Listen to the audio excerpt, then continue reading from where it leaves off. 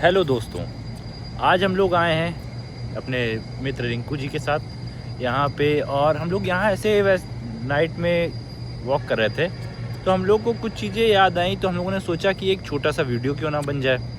हम लोग के जो मित्र हैं, हम लोग के दर्शक हैं, व्यूअर्स हैं, उनसे बात की जाए और उनको ये थोड़ा सा अपने मन की जो बातें हैं उनको रखी जाए।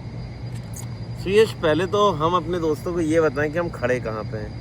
दोस्तों, आप देख पा रहे होंगे हमारे पीछे ये एक बढ़िया सा फुटबॉल कोर्ट है, बगल में बास्केटबॉल कोर्ट भी है। हम रसायन के पास एक बहुत खूबसूरत सी जगह पे हैं। अभी शाम को हम गेटवे ऑफ इंडिया में थे, जब जहाँ से हमने आपको कुछ लोगों के रिएक्शंस बताए थे रिगार्डिंग रोहित शर्मा। अभी फ़िलहाल हम लोग इस बहुत ही खूबसूरत जगह पे हैं, आपसे बात करने आए हैं। और बात किस बारे में? बात बहुत ही संजीदगी से सुनने वाली है और बहुत समझने वाली है। आपने देखा है आजकल कितना फोकस्ड है माँ बाप अपने बच्चों की पढ़ाई को लेके, उनके करियर को लेके। हमेशा से ही रहे हैं, इसमें कुछ नया नहीं है। लेकिन क्या मतलब क्या विचार है तुम्हारा सुयश इस चीज़ को लेके? हम स्पोर्ट्स फील्ड में खड़े हैं इस वक्त और हम देखते हैं आमतौर पे बच्चे जब खेल रहे होते हैं, उनके माँ बाप उनको उतना प्रमोट नहीं करते। मतलब बेसिकली स्पोर्ट्स भी तो एक फ्यूचर का ज़रिया बन सकता है। हाँ, इसमें मैं ये कहना चाहता हूँ कि अब तो हालत फिर भी कुछ सुधरी है, वरना पहले के समय में जो हम लोग की ट्रेडिशनल पैटर्नल फैमिलीज से जो हम लोग इंडियन कल्चर में चलता है कि हम लोग ये कहते थे कि हमारे पेरेंट्स बेसिकली ये कहते थे कि आप अपना फ्यूचर सिक्योर करो, क्योंकि उस समय तो लोगों के पास इतने कम पैसे रहते थे कि वो अपनी रोज़ की डेली की नीड्स पूरी कर लें, यही बड़ी बात होती थी। थोड़ा सा मेरा ओपिनियन यहाँ तुमसे डिफर है सुयश। क्यों डिफर है? हालत सुधरी है। क्रिकेट को लेके बात करोगे ना तो थोड़ा सा इम्प्रूवमेंट आया है, बट मैंने नहीं देखा कोई माँ बाप अपने बच्चों को कहते हैं बेटा तू बड़ा हो ना और एक बढ़िया सा शूटर बनना, देश के लिए ओलंपिक में गोल्ड मेडल जीत के लाना।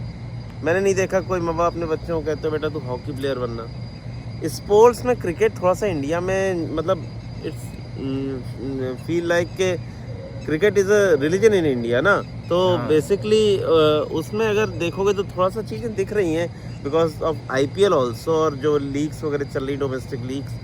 बट अभी भी ना मैं इस चीज़ को देखता हूँ कि माँ बाप बच्चों को लेके ना बिल्कुल भी सीरियस नहीं होते। वो मैं आपको एक बात बताता हूँ।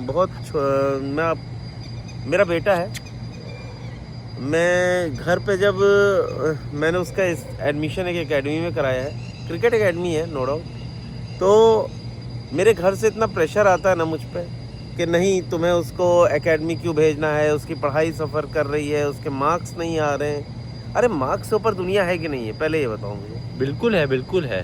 क्योंकि अगर बच्चा अपनी लाइफ को देखिए, लाइफ का कोई एक पर्टिकुलर एम होता है। सब लोग कहते हैं कि अपना एम डिसाइड करो फिर उसको अचीव करो। मैं मानता हूँ वो गलत चीज़ नहीं है, पर लाइफ क्या सर्टेन है? आप कितने साल जियोगे क्या आपको पता है?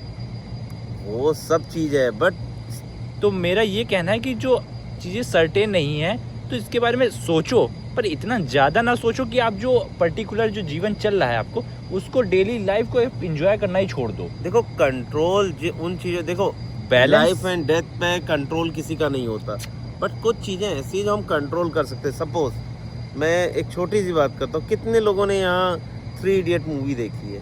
सभी ने देखी होगी, मुझे लग रहा है। 3 इडियट मूवी ऑलमोस्ट मुझे लगता है सबने देखी है। बिल्कुल।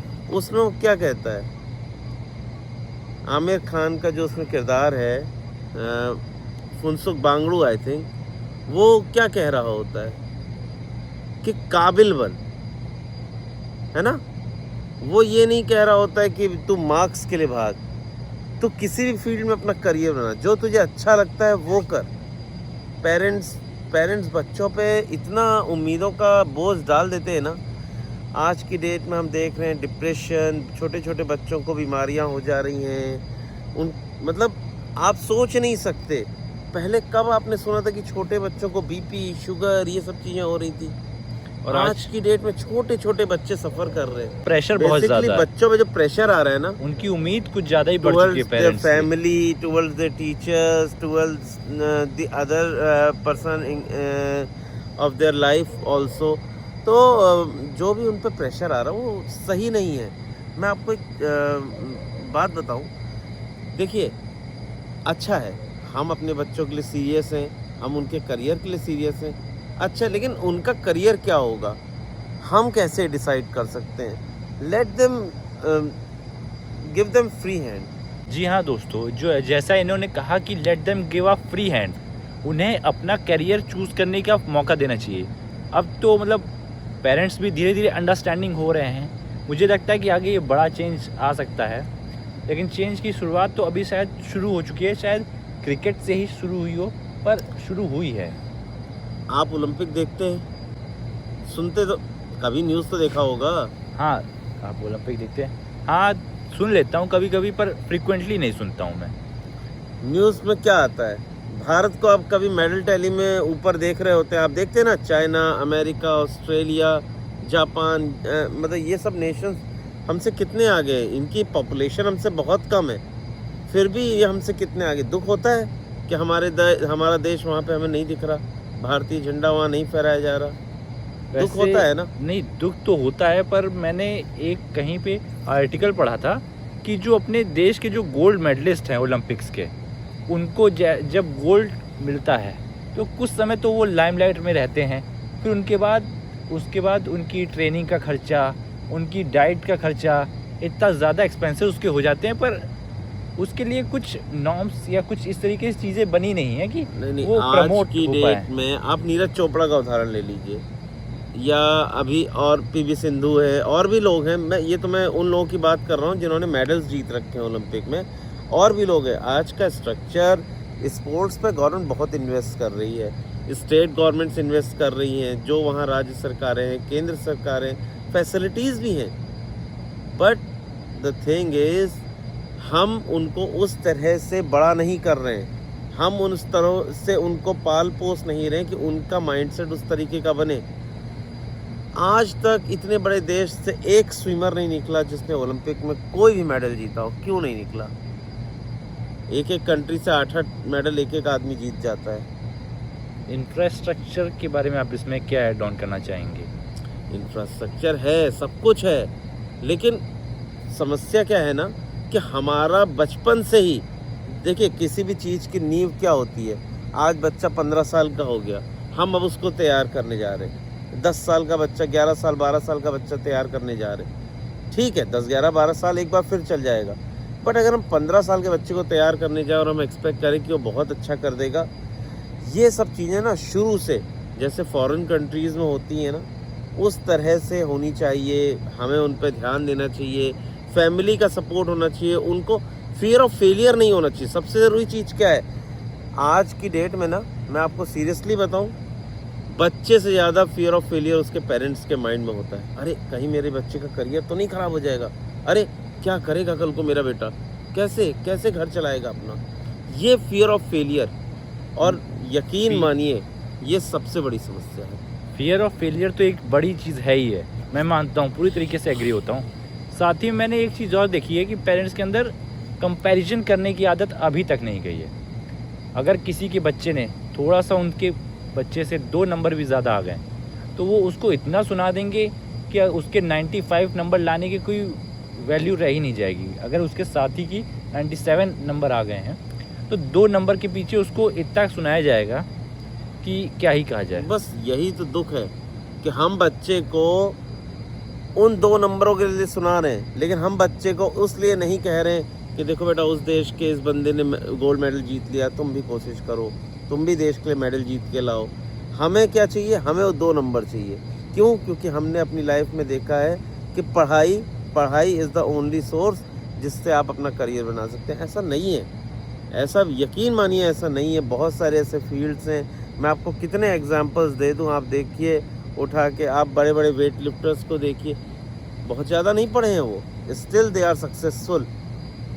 और क्यों, पता नहीं क्यों, मुझे आज तक ये चीज़ समझ में नहीं आई कि हम अपने बच्चों पर इतना प्रेशर क्यों डालते हैं। चाहे मेरी फैमिली हो, आप लोगों की फैमिली भी होगी, इवन सुयश तुम भी अपने घर से, क्या कहते हैं, देखो कि कौन कितना फ्री है, आई डोंट नो, बट क्या बोलोगे इस पे तुम?